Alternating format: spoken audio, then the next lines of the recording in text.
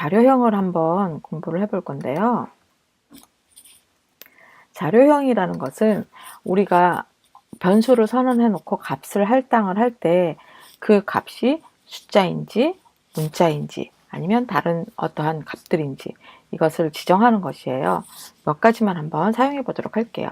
자, variable age라는 variable 변수를 선언을 하고 여기다가 내가 20이라고 넣었어요. 그리고 age 값을 확인을 해보면 20이라는 숫자가 들어가 있죠. 근데 여기다가 다시 나는 variable age2 얘는 여기다가 따옴표를 붙여서 20이라고 해줬어요. 그래서 age2 값을 보면 역시 따옴표로 붙은 20이라고 나와요. 이렇게 따옴표가 붙은 것은 숫자가 아니라 문자입니다. 예, 한번 그 자료형을 확인을 해 볼게요. 자료형을 확인을 할 때는 type of라는 걸 사용을 하고 age 값이 age의 자료형이 뭐냐라고 물어보면 number라고 나옵니다. 그러면 age2의 자료형은 뭐냐라고 물어보면 string이라고 나와요. 문자열이에요. 이유는 따옴표가 들어가 있기 때문입니다. 이때 이 따옴표는 2개짜리 큰 따옴표를 사용할 수도 있고요. 아니면 이렇게 작은 따옴표를 사용할 수도 있습니다. 그리고 또 자주 쓰는 자료형이 불리인이라는 게 있어요. 불리인, 이게 불리인, 부울이라고도 하고 참과 거짓을 가릴 수 있는 것을 말합니다. 자, is open이라고 하는 변수에 내가 true라고 넣었어요. 열려있니? 네, 열려있어요 라고 했는데 is open의 자료형은 무엇일까요? 쳐보면 불린입니다. is open에는 true 값 아니면 false 값을 넣을 수 있어요. true이거나 false이거나 두 가지밖에 없고요. true와 false는 소문자로만 사용을 해야 됩니다. 지금은 여기서 이 true하고 false가 무엇을 하는 역할인지 알 수 없지만 조금 뒤에 가서 조건문을 배우게 되면 true, false가 아주 중요하다는 걸 알 수가 있습니다. 또 사용할 수 있는 값이 뭐가 있냐면 배열이 있어요. 배열이라는 건 뭐냐면 하나의 변수 이름에 여러 가지 값을 넣는 거예요. 만약에 내가 사계절을 하나의 변수에 저장하고 싶다 그러면 variable seasons라고 하고 대괄호로 묶어줍니다. 봄이라는 값과 여름이라는 값과 가을이라는 값, 겨울이라는 값, 이 4개의 문자열이 동시에 들어가서 seasons라고 하는 배열을 만드는 거예요. 자, 그러면 시즌스의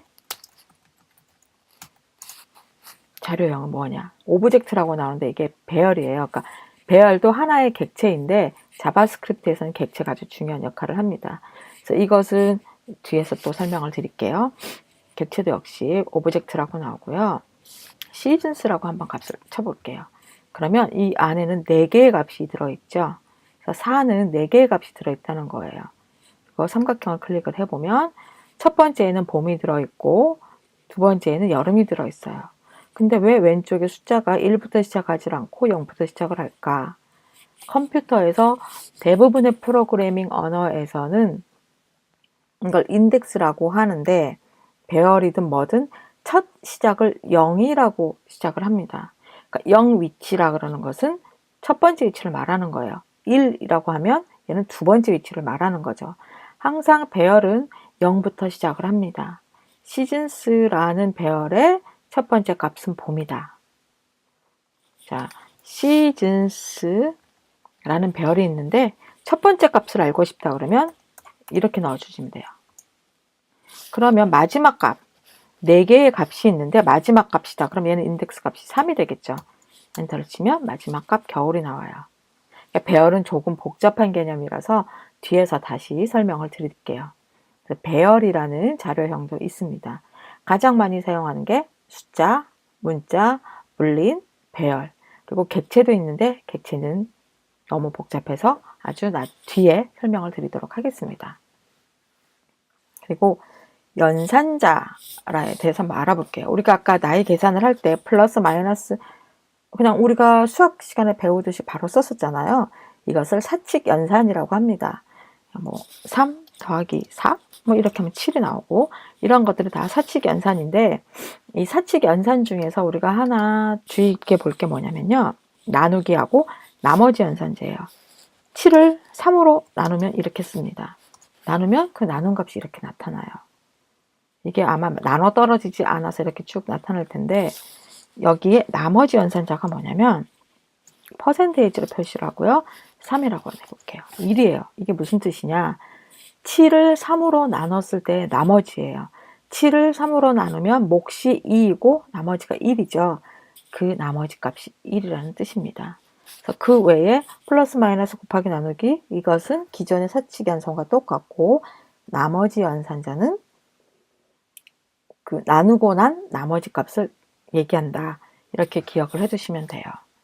그리고 플러스 연산자, 이걸 하나 더 좀 주의해서 보셔야 되는데, 숫자 20 더하기 20 이렇게 하면 뭐가 나오죠? 30 이렇게 하면 뭐가 나오죠? 50이 나와요.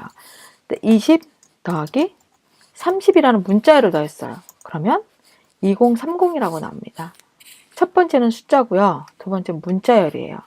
그러면 얘는 더한다는 게 아니라 문자열을 연결해주는 연결 연산자 역할을 합니다. 그래서 앞에 있던 숫자 20도 문자열로 취급을 해요. 그래서 20이라는 문자열과 30이라는 문자열을 연결해서 하나의 문자열을 만들죠. 2030 이런 식으로. 이 더하기 연산자는 보통 언제 많이 쓰냐면요, 화면에 어떤 값을 표시를 해야 되는데 당신의 나이는 하고 문자열이 들어갔어요. age는 뭐냐면 나이를 계산한 어떤 숫자가 들어가겠죠. 그리고 뒤에 몇 세입니다 라고 하는 문자열이 들어갔어요. 이렇게 해주면 이 전체가 하나의 문자열로 연결이 돼서 화면에 표시가 되는 거죠.